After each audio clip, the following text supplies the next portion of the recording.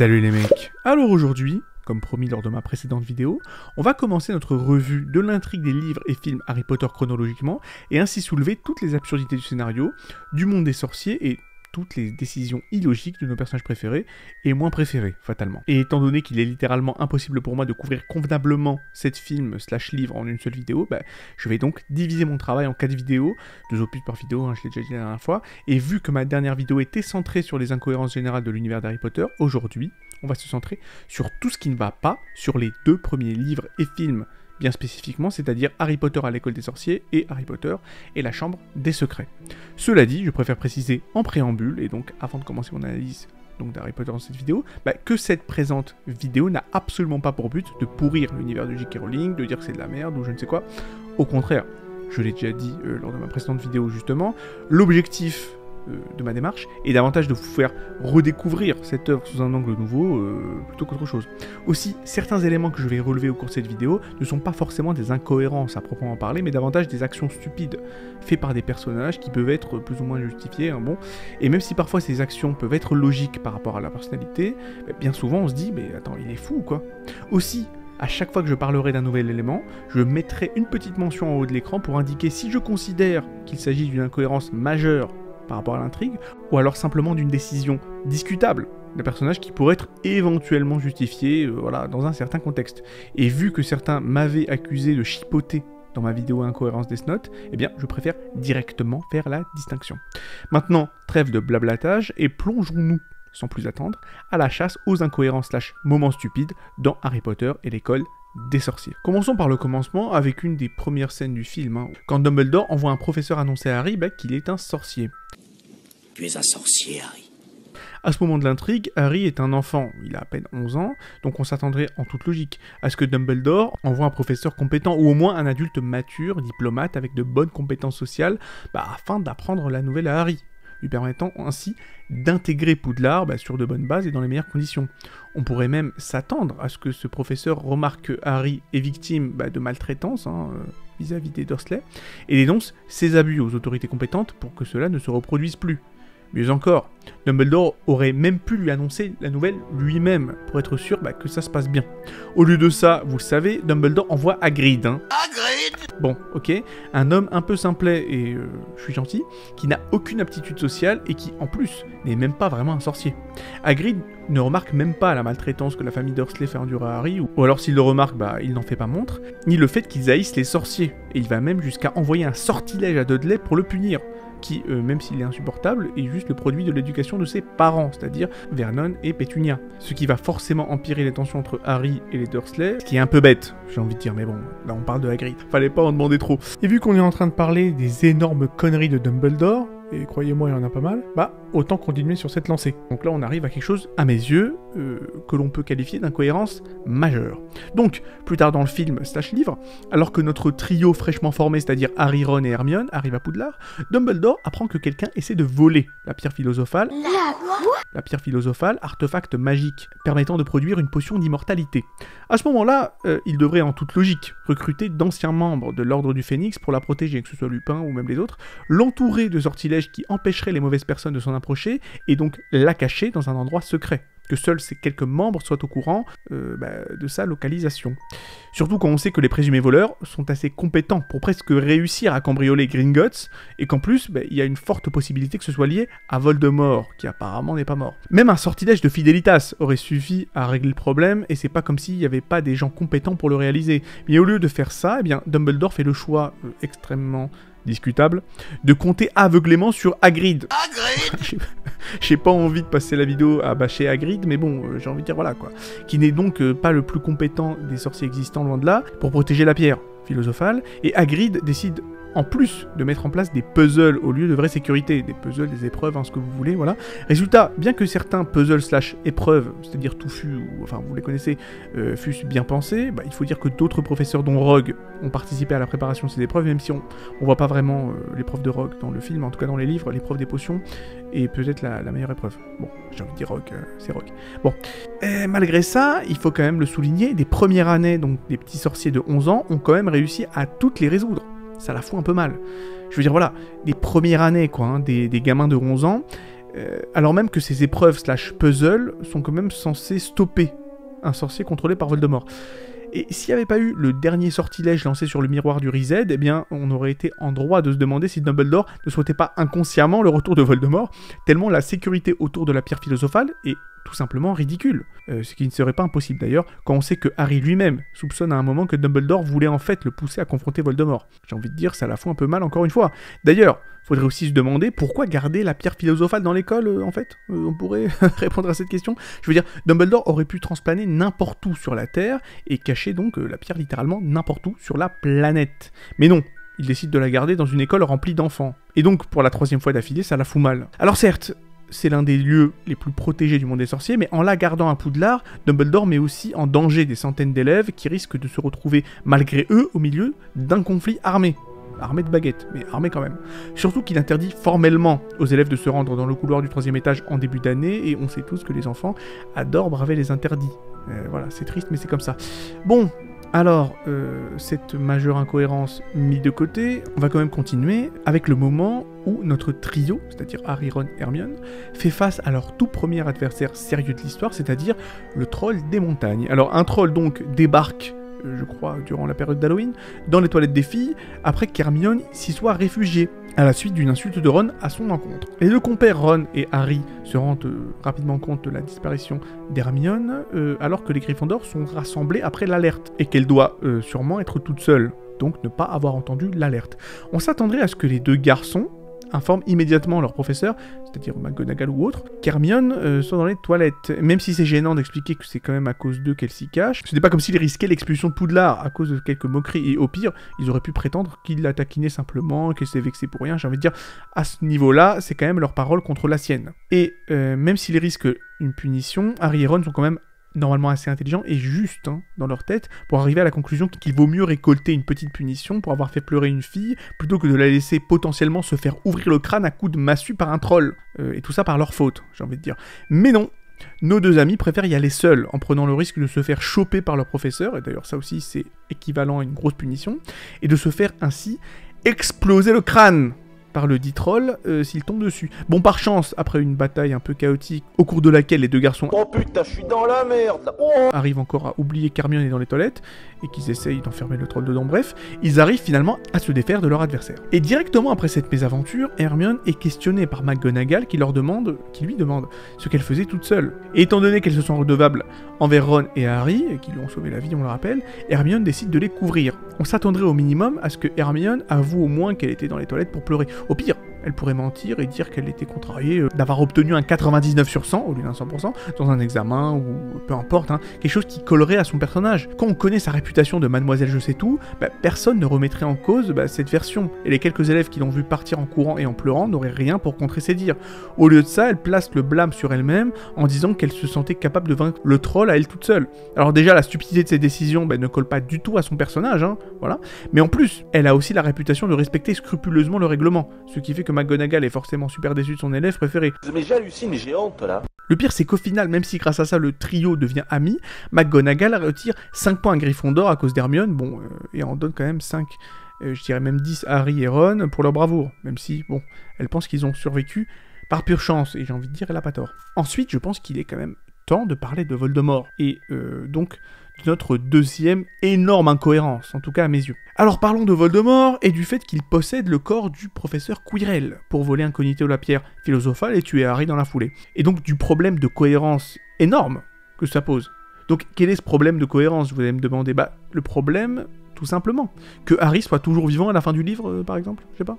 Je veux dire, en toute logique, et voilà, on va dire les termes, Harry aurait dû crever 2 semaines après sa venue à Poudlard, je vais être très clair. Ça paraîtrait évident que Quirrell réussisse à tuer Harry sans aucun mal, non? Je veux dire, on parle quand même de Quirinus Quirrell, sorcier adulte et expérimenté, face à un gamin de 11 ans qui commence à peine à apprendre la magie et qui pense que c'est simplement, donc à ce stade, un professeur lambda qu'il a en face de lui. Quirrell avait largement l'autorité et l'ascendant nécessaire pour, et ce à n'importe quel moment de l'année, l'emmener dans un coin, quelque part tout seul et sans témoin, puis de le tuer de 1000 façons différentes, et puis, à la suite de ça, de maquiller ce dit meurtre en accident, ou de faire porter le chapeau à quelqu'un d'autre à la place. Par exemple, et c'est une idée comme une autre, Quirrell aurait pu stupéfixier Harry, le jeter dans la pièce de Touffu Cerbère pour qu'il se fasse bouffer.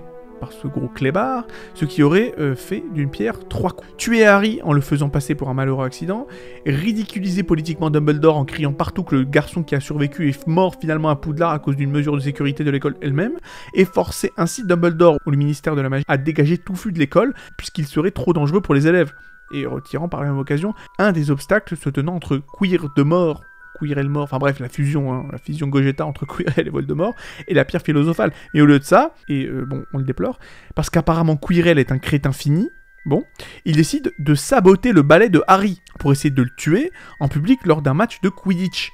Ce qui veut dire que sa tentative de meurtre est mise en œuvre en plein jour, devant des centaines de témoins, alors que n'importe qui avec un QI supérieur à celui d'une moule, QI de 3 capterait que quelqu'un cherche à tuer Harry. Le pire du pire, c'est qu'on sait dans la suite des livres que les chutes lors de matchs de Quidditch ne sont pas rares, et que n'importe quel sorcier, un taux soit peu avancé, sait comment lancer un sortilège qui ralentit les chutes. Ce qui veut dire que même si Quirrell avait réussi à le sonner pour empirer sa chute, il n'y a pas un jour dans l'année où Harry serait mort comme ça. Bref, Quirrell est un abruti complet, et Voldemort aussi par la même occasion. Et même si ça me coûte, c'est maintenant au tour de Severus Rogue d'aller rejoindre non pas la table des oulettes, mais la table des idiots du village. Merci, la prévention ivresse.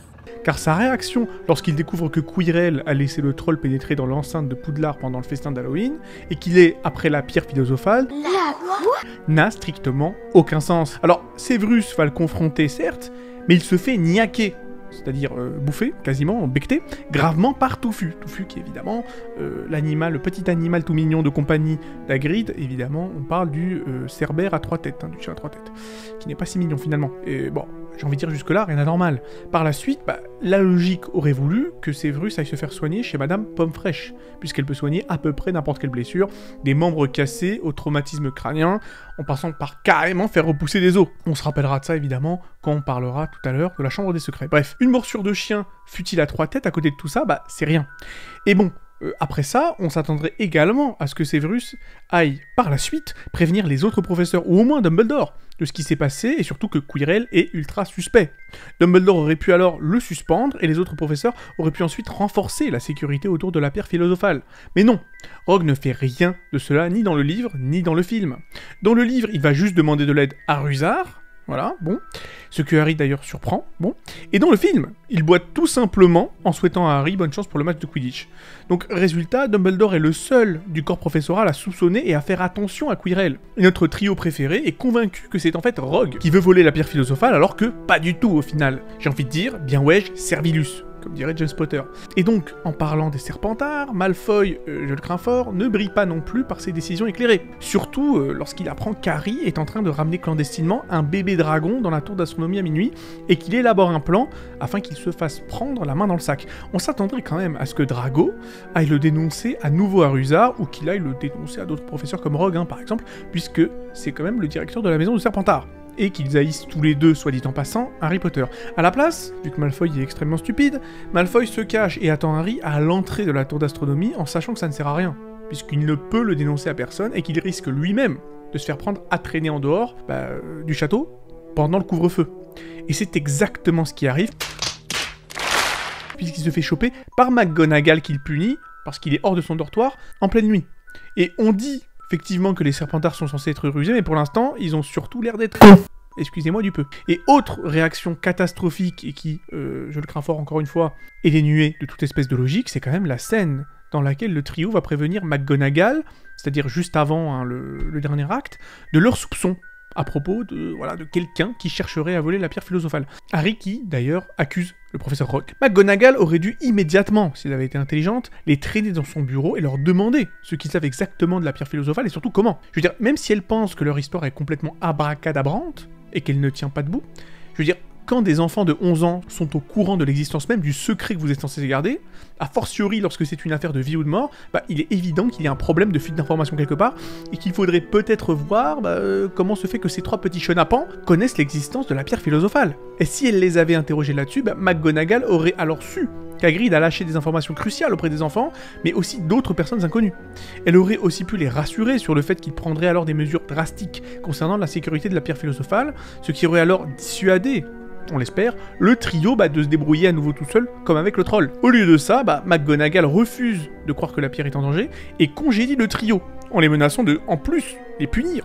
s'ils n'arrêtent pas leurs bêtises. Ce qui les pousse bien évidemment à gérer le problème par eux-mêmes, sauf que manque de peau, bah vous le savez, ils ont 11 ans. Voilà. Tout ça mène, fatalement, à ce que le trio, c'est-à-dire Harry, Ron et Hermione, se sentent forcés de se débrouiller tout seuls pour protéger la pierre philosophale. Ils passent donc enfin à l'action en déjouant les pièges magiques censés protéger l'artefact, donc la pierre philosophale, après que McGonagall ne les ait pas crus et après que Harry ait appris que Dumbledore ne sera pas là le soir même. Premièrement déjà, on va commencer à parler des choses que le trio aurait pu faire s'il avait été composé de gens intelligents. Bon, déjà, le trio aurait pu au moins prévenir un professeur au moment où il constate que quelqu'un les a devancés et a déjoué les premiers pièges, comme le fait effectivement quand ils arrivent, et qu'ils constatent que Touffu est en train de dormir, par exemple. Déjà, à partir du moment où ils voient ça, ils auraient dû revenir, tourner les talons, et aller voir McGonagall. McGonagall les aurait crus, ça c'est certain. Elle aurait probablement été un peu contrariée qu'ils n'aient pas respecté les consignes de couvre-feu, mais leur découverte est quand même super importante pour la sécurité de la pierre philosophale. Surtout que le voleur aurait encore été dans la chambre de la pierre, et que les professeurs auraient juste eu à aller l'arrêter, ou au moins le bloquer jusqu'à l'arrivée de Dumbledore. Et même si le trio se trompe sur l'identité du voleur, puisqu'ils pensent que c'est Rogue à ce stade, ils ont quand même raison sur le fait que quelqu'un essaie bel et bien de voler la pierre philosophale. Donc voilà, le trio, c'est-à-dire Ron, Harry et Hermione, n'aurait pas été puni si gravement que ça, en fait. Et même s'ils avaient peur que McGonagall ne les croie toujours pas, Harry et ses deux compères auraient juste pu envoyer un hibou à Dumbledore. Surtout quand on sait à quel point l'affaire est cruciale, puisque, on le rappelle, on soupçonne déjà à ce stade que Voldemort est impliqué. Dans le meilleur des cas, ça aurait même permis à Voldemort d'être arrêté sur le champ et fin de l'histoire au tome 1, ce qui aurait quand même été ironique. Bien sûr, ça aurait été trop beau, hein. Alors Harry se contente de suivre le voleur à la trace et essaye de voler la pierre avant lui, blablabla, tout en sachant pertinemment qu'il n'a aucune chance contre un professeur expérimenté, qu'il croit être Rogue à ce stade. Même si ça avait vraiment été Rogue, qu'est-ce que tu veux qu'Harry fasse? Je veux dire, même dans Le Prince de Sang Mêlé, où Harry, effectivement, le mec, il a quoi, entre 15 et 16 ans, il est absolument incapable de rien faire en face à face avec Rogue. Alors imagine quand il a 11 ans, quoi, bref, peu importe. À aucun moment, Harry ne se dit que s'il tombe sur le méchant, c'est-à-dire Rogue ou Quirrell, en l'occurrence, ils seront juste en danger de mort ou pris en otage. Le pire, c'est que l'idée de prévenir Dumbledore leur vient en tête 2 fois. Mais ils ne l'exécutent seulement qu'en dernier recours, quand ils sont tellement avancés dans les énigmes qu'ils se rendent compte qu'ils courent droit vers leur mort. Du coup, Hermione va contacter Dumbledore juste avant que Harry ne confronte le voleur, ce qui ne lui laisse même pas le temps d'arriver pour les protéger et arrêter Quirrell. Et donc, on va clore la partie Harry Potter à l'école des sorciers avec la dernière scène du film et la dernière cerise sur le gâteau. Bon, l'un des moments les plus stupides de l'histoire de Harry Potter, je pense qu'on pourra le dire, effectivement, quand la pierre philosophale se retrouve dans la poche de Harry. C'est-à-dire avec le délire, avec le miroir du Riséd. Bon, on s'attendrait à ce que Quirrell, un sorcier expérimenté, je le rappelle, est probablement l'un des plus puissants que l'on voit dans l'histoire, quand même, puisqu'il est capable d'utiliser de la magie non verbale, essaye au moins de récupérer la pierre grâce à sa magie. Je veux dire, même si J.K. Rowling n'a à ce stade pas encore inventé le sortilège Accio, c'est-à-dire pour ramener la pierre vers lui, Quirrell aurait juste pu le tuer et juste, ramasser la pierre philosophale sur son cadavre. Bon, je le rappelle une dernière fois, Quirrell est un sorcier, voilà. Et la magie devrait être un réflexe pour lui. Surtout que, malgré la protection maternelle dont dispose Harry, il est clairement montré que la magie l'affecte quand même, et qu'il y reste vulnérable. Donc ma question est simple, pourquoi Quirrell ne lui jette pas un maléfice directement, au lieu de se la jouer Charles Oliveira, en essayant de faire du jiu-jitsu brésilien avec Harry? Le mec s'est pris pour Khabib, ou ça se passe comment? En fait, c'est quoi le projet de Quirrell? Est-ce que quelqu'un peut me le dire? C'est quoi, c'est un Dagestanais, ou ça se passe comment? J'ai pas compris, en fait. Je veux dire, par exemple, au lieu d'immobiliser Harry avec les cordes, sort que Quirrell utilise dans les livres, il aurait pu juste les contrôler afin qu'elles s'enroulent autour du cou du gamin et l'étouffent. Bon, effectivement, tout ce que je dis c'est un peu glauque, quand même on parle de la mort d'un enfant, mais je veux dire bon, il faut bien ce qu'il faut, hein. Bon, mais il suffisait d'un peu de cerveau et de créativité pour régler la situation en 2-2. Au lieu de ça, Quirrell semble oublier le fait qu'il est un sorcier et court après Harry pour le soulever physiquement. Le mec s'est cru pour Nganou, j'ai pas compris. Et il finit par se faire carboniser la figure à cause de la magie de protection maternelle qui entoure Harry. Et le pire, c'est que Quirrell recommence. Le mec, il en veut encore, et essaye à nouveau de le tuer sans magie en essayant de lui mettre un espèce de choc slam à la Undertaker en le prenant à la gorge. Mais enfin, je veux dire, évidemment, ça échoue pour les mêmes raisons. Forcément, le temps que l'idée d'utiliser la magie monte enfin au cerveau de ce génie de Quirrell, rien que parce que c'est Voldemort qui le lui rappelle, d'ailleurs, la magie de protection le brûle vivant et le tue. Je veux dire, frère, si tu voulais aller à l'UFC, c'est pas avec Voldemort qu'il fallait fusionner, mais avec Dana White. Je suis vraiment désolé, mais là, c'est du n'importe quoi de A à Z. Enfin bref, Là, on en a fini plus ou moins avec Harry Potter et l'école des sorciers. Il y avait plein d'autres trucs que j'aurais pu soulever. J'aurais pu soulever évidemment le fait qu'on envoie au calme, au KLM, qu'on envoie des gosses dans la forêt interdite à 1h du matin pour aller récupérer je sais pas quoi. Tout seul en plus, bon, voilà, c'est un peu compliqué. Il faut quand même que je vous parle d'Harry Potter et la Chambre des Secrets, et voilà, notre temps est quand même limité dans cette vidéo. Donc, commençons directement à parler d'Harry Potter et la Chambre des Secrets et de toutes ces incohérences, avec les scènes du début du film, ou du livre, voilà, qui tournent autour de Dobby, l'elfe de maison, alors qu'il apprend que ses maîtres, c'est-à-dire les Malfoy, comptent relâcher quelque chose de dangereux à Poudlard, et qu'Harry sera donc en danger. On sait que Dobby, contrairement à la plupart des elfes de maison, n'est pas aveuglément loyal envers ses maîtres, et donc choisit de sauver Harry. Mais le problème, c'est qu'il ne peut pas révéler directement les secrets de ses maîtres, parce qu'il est quand même l'elfe de maison de la famille Malfoy. On s'attendrait quand même à ce qu'il essaye au moins d'aller avertir Dumbledore, au moins en lâchant des indices qui permettraient au vieux barbu de comprendre que quelque chose de grave va arriver. Surtout que Lucius Malfoy n'a à aucun moment interdit Dobby d'avertir quelqu'un, et qu'on sait grâce au livre L'Ordre du Phénix, donc le 5e tome, que Dumbledore est capable d'utiliser la Légilimancie sur des elfes non consentants pour contourner leur serment qui les lie à leur maître et donc de lire dans leurs pensées. Ce qui veut dire que Dumbledore aurait pu tout savoir, rien qu'en regardant Dobby dans les yeux. Mais non, Dobby préfère aller directement dans la chambre de Harry, faire le malin, déboîter des gâteaux ou je ne sais quoi, confisquer les lettres de Ron et Hermione en se prenant pour la Gestapo, en lui intimant de ne pas aller à Poudlard sans jamais lui expliquer ce qui se passe, ou même lui faire comprendre la raison qui pourrait éventuellement faire en sorte qu'il soit en danger. Forcément ça ne marche pas, et Harry refuse d'écouter Dobby. Sans blague. Alors toujours à cause des actes un peu téméraires de notre elfe de maison préféré, et évidemment quand je dis un peu téméraire c'est un euphémisme absolument gigantesque, Harry et Ron ne peuvent pas traverser le portail du quai 9/3, alors que tous les Weasley sont déjà passés et que le train est déjà parti. Donc ils retournent alors à la voiture volante avec laquelle ils sont venus, parce que les gens commencent à les regarder bizarrement. Donc à ce moment-là, les deux amis prennent peur que les parents de Ron aient en fait prévu de quitter la gare d'une autre façon et donc de rester bloqués ici. On serait en droit de s'attendre à ce que les garçons attendent tout simplement auprès de la voiture, puisque les parents Weasley ne vont tout simplement pas les abandonner ici quand même. Et quand bien même ils rentreraient autrement, les parents Weasley auraient remarqué à un moment donné que les deux garçons ne sont pas dans le train et seraient allés vérifier les quais pour les retrouver. Au pire du pire, ils auraient pu, comme McGonagall le leur suggérera plus tard, envoyer Edwige à Poudlard pour les prévenir de l'incident. On s'attendrait également à ce que les parents de Ron remarquent immédiatement que Harry et Ron n'ont pas traversé le portail derrière eux quand même, surtout Molly Weasley, puisqu'elle a un instinct maternel extrêmement fort et qu'elle est généralement super attentive à ses enfants, et encore plus envers Harry. Au lieu de ça, la suite on la connaît. Ron a la brillante idée de voler la voiture volante de son père pour se rendre à Poudlard en mode Marty McFly. Je suis de retour du futur. Le sortilège d'invisibilité du véhicule dysfonctionne et des moldus finissent par voir la voiture volante. Les deux garçons finissent en détention. Arthur se retrouve fichtrement embêté à cause de l'énorme infraction au secret magique qu'ils ont fait et les Weasley perdent leur voiture. Alors, juste pour leur défense sur un point, voilà, me faire l'avocat de nos amis, c'est-à-dire Harry et Ron, envoyer Edwige n'aurait sûrement pas marché, parce qu'on sait que Dobby aurait probablement intercepté la chouette, comme il l'a fait chez les Dursley. Mais quand même, voilà, il y avait plein d'autres solutions au lieu de se la jouer Marty McFly.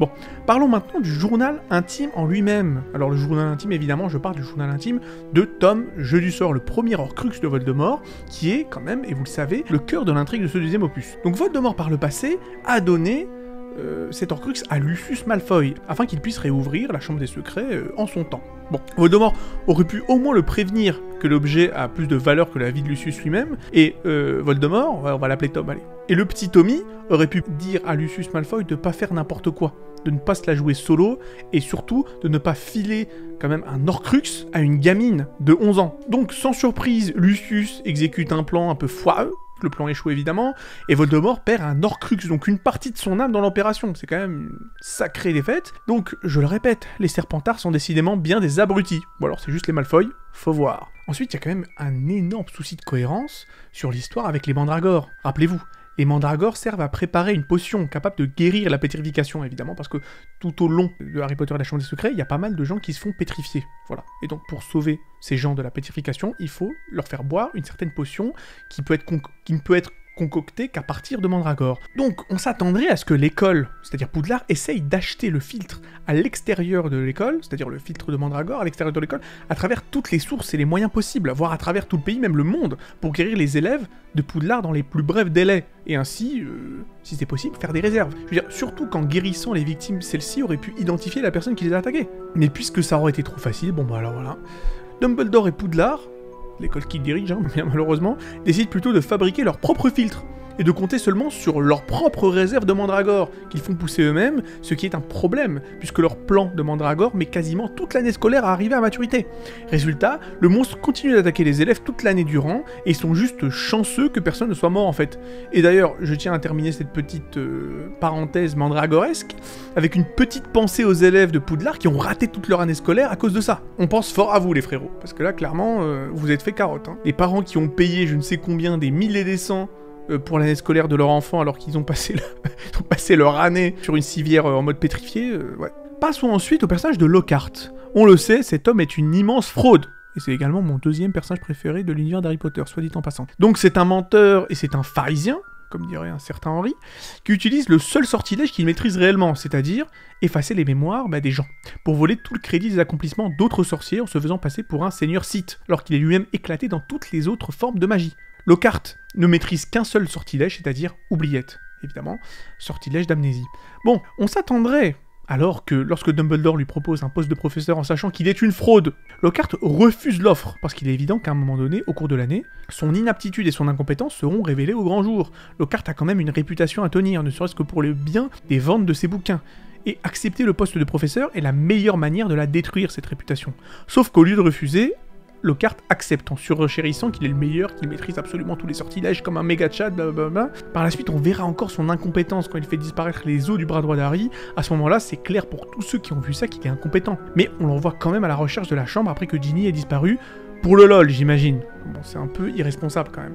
Mais tout ça pour dire quoi? Je veux dire, Lockhart, et on le voit à la fin du film / livre, Lockhart, comment dire, est bien conscient qu'il est mauvais. Il ne croit pas à ses propres mensonges. Le gars, voilà, d'une certaine manière, il a dit les termes. À part du moment où le mec est conscient qu'il est absolument éclaté au sol, on se demande alors pourquoi il va aller perdre son temps dans une pantalonnade insensée comme celle d'être un professeur, alors qu'il n'a pas la moindre compétence. Certains d'entre vous vont certainement essayer de me justifier ce comportement complètement suicidaire de Lockhart en disant oui mais il fait ça pour son ego, parce qu'il veut absolument, être sur le feu de la rampe, être remarqué, donc forcément ajouter professeur sur son CV. Le problème de ça, c'est que il est beaucoup plus simple pour lui de rester dans son rôle d'écrivain et tout ça, et de continuer de faire le malin, et de continuer d'avoir 1 milliard de groupies qui lui courent après, et le respect d'une grande partie du monde des sorciers, plutôt que de risquer, j'ai envie de dire, sa ceinture, en montrant à je ne sais combien de centaines d'élèves qu'il est effectivement complètement incompétent.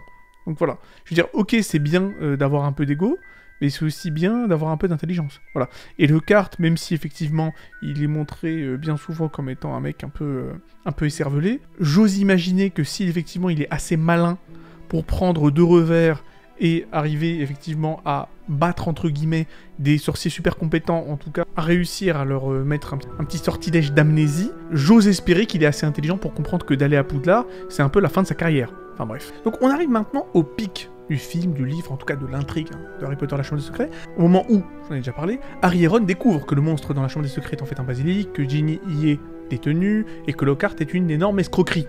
Voilà. On s'attendrait quand même à ce que Harry et Ron, après qu'ils aient soumis Lockhart et que Lockhart leur ait avoué effectivement qu'il est absolument éclaté au sol, qu'ils reviennent et qu'ils aillent prévenir les autres professeurs, puisqu'ils se retrouvent quand même tout seuls avec un sorcier incompétent dans une situation extrêmement dangereuse. Au minimum McGonagall ou Rogue, quoi. Sans parler du fait que Lockhart essaye d'effacer leur mémoire, parce qu'ils savent qu'il est une fraude. Ils auraient pu l'enfermer dans son bureau avec peut-être une note pour expliquer ce qui s'est passé si quelqu'un passe par là, mais le truc c'est que le duo de choc, c'est-à-dire Harry et Ron, préfèrent l'emmener avec eux, alors même que Lockhart n'a même pas sa baguette et qu'il est tout simplement un pur poids mort.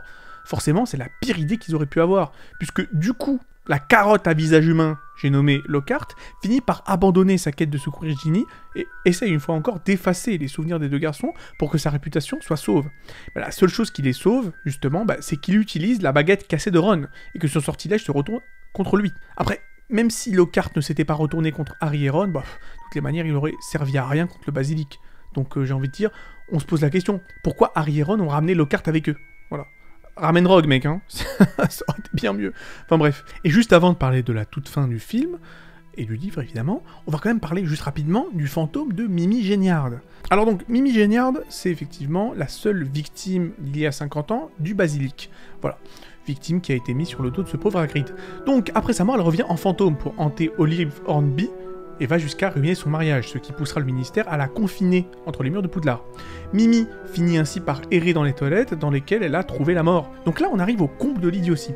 Dumbledore avait l'opportunité d'interviewer la victime du premier meurtre de l'affaire de la Chambre des Secrets, chose dont tous les détectives rêveraient, pour connaître l'identité du tueur et peut-être même en déduire où se trouve l'entrée de la Chambre des Secrets en apprenant que Mimi est morte dans les toilettes du 2e étage. Et même en ne sachant pas exactement où est l'entrée, là, il n'aurait plus qu'une pièce à fouiller pour trouver des preuves de magie dissimulées au lieu du château entier. Ou alors au minimum, que quelqu'un en déduise qu'elle est peut-être morte dans ses toilettes puisqu'elle les hante littéralement H24. Mais non, personne n'a envie de lui poser des questions parce que son attitude géniarde est jugée insupportable. Et pas même Dumbledore ne se risque à interviewer Mimi Géniarde. Il faut donc attendre 50 ans pour que quelqu'un ait l'idée de génie d'aller lui poser des questions. C'est-à-dire Harry Potter. Et le pire dans l'histoire, c'est qu'il n'a pas fallu plus de 2 minutes à tout casser d'interview entre Harry et Mimi Géniarde pour que Harry et Ron trouvent directement l'entrée de la Chambre des Secrets. Donc Dumbledore, qui est censé avoir un QI à 50 chiffres, il aurait très bien pu, je sais pas moi, prendre 2 minutes pour aller juste aux toilettes d'à côté, discuter avec Mimi Géniarde,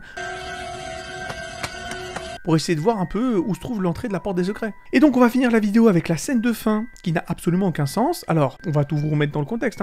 Le fantôme de Tom Jeu du Sort apparaît. Harry est d'abord convaincu que Tom est son ami, et lui dit donc de courir avant que le basilic n'arrive, en emportant Ginny avec eux. Tom révèle donc qu'il est en réalité Voldemort, dans le passé en tout cas, une espèce d'image d'écho de lui à son adolescence, et que c'est lui qui contrôle le basilic. Tom confisque alors la baguette d'Harry, en laissant un gamin de 12 ans sans aucune défense. Fumsec, le phénix de Dumbledore, arrive alors, avec le choix-peau magique entre ses serres. Tom se moque de lui et de sa loyauté envers Dumbledore parce qu'il estime que les artefacts magiques que notre ami Fumsec lui ramène sont inutiles. Alors on sait que le fantôme de Tom est capable d'utiliser la magie, donc on s'attendrait à ce qu'il finisse enfin ce qu'il a entrepris il y a 12 ans et tue Harry avec un Avada Kedavra bien placé, ou n'importe quel autre sort létal d'ailleurs, puisque le gamin, Harry, est sans défense, ou au minimum qu'il le restreigne, comme Quirrell l'a fait pour être sûr qu'il ne puisse pas se défendre avec une quelconque arme. Au lieu de ça, notre ami Tom ordonne au basilic de tuer Harry et attend à côté avec du popcorn en ne faisant rien. Il n'essaye même pas de se débarrasser de Fumsec ou même du choix-peau. Résultat, Fumsec arrive à fumer le basilic aux yeux, pendant que le choix-peau invoque l'épée de Gryffondor pour que Harry puisse s'en équiper et tue le basilic avec. Bon, ok, Harry se fait blesser gravement dans l'opération, mais bon, vu que Fumsec le guérit avec ses larmes curatrices, finalement, on s'en balèque. Et c'est seulement à partir de ce moment-là que Tom pense que c'est enfin peut-être une bonne idée d'utiliser la magie. Sauf que c'est trop tard. Harry a le temps d'utiliser le croc de basilic pour détruire le journal et ainsi détruire Tom, Jeu du Sort. Enfin, en tout cas, son premier Horcrux. On pourrait me dire qu'il est normal que Jeu du Sort ne soit pas intervenu, parce que j'ai pas genre, mon basilic versus ton phénix, mais j'ai envie de dire, voilà quoi. Ce serait du 2 versus 2. Il est où le problème? Donc Fumsec et Harry versus Jeu du Sort et le basilic. Je vois pas où est le problème. Il aurait dû intervenir. Peut-être que certains d'entre vous vont me sortir, mais oui, mais il voulait comparer les armes de Dumbledore contre les armes de Lord Voldemort, c'est-à-dire Fumsec et le choix-peau et l'épée versus son basilic. Je trouve que c'est pas une excuse suffisante. Voilà. Il est Voldemort lui-même, non? Donc s'il est celui qui tue Harry Potter, c'est la même chose que si c'était son basilic qui tue Harry Potter. Pour moi, il y a pas d'excuse. Il n'y a pas d'excuse, désolé. Donc voilà, écoutez, la vidéo était bien plus longue que prévu. J'en suis vraiment le premier désolé. Mais bon, il faut ce qu'il faut, et voilà. Donc, écoutez, en espérant que ça vous a plu, en tout cas moi ça m'a vraiment plu. Je sais que comme avec ma vidéo sur Death Note, il y en aura beaucoup qui diront « Oui, mais c'est pas exactement des incohérences et tout ». Je ne critique pas, il est effectivement vrai qu'il y a certaines des incohérences, peut-être même pas mal, des incohérences que j'ai relevées qui peuvent être sujettes à interprétation et que selon un certain contexte, bon, ça peut se revoir. Eh bien écoutez, de toutes les manières c'est parfait, les commentaires ça sert à ça. Écrivez-moi en commentaire s'il y a des incohérences que j'ai relevées que vous considérez comme n'étant pas des incohérences, voilà. On discutera, on débattra, il n'y a pas de souci. Et en tout cas, je vous donne rendez-vous donc dans une semaine ou une semaine et demie, pour la suite, c'est-à-dire la suite de ma saga Harry Potter, c'est-à-dire Harry Potter et le prisonnier d'Azkaban et Harry Potter et la coupe de feu. D'ici là, mettez un like si la vidéo vous a plu, prenez soin de vous, et à la prochaine.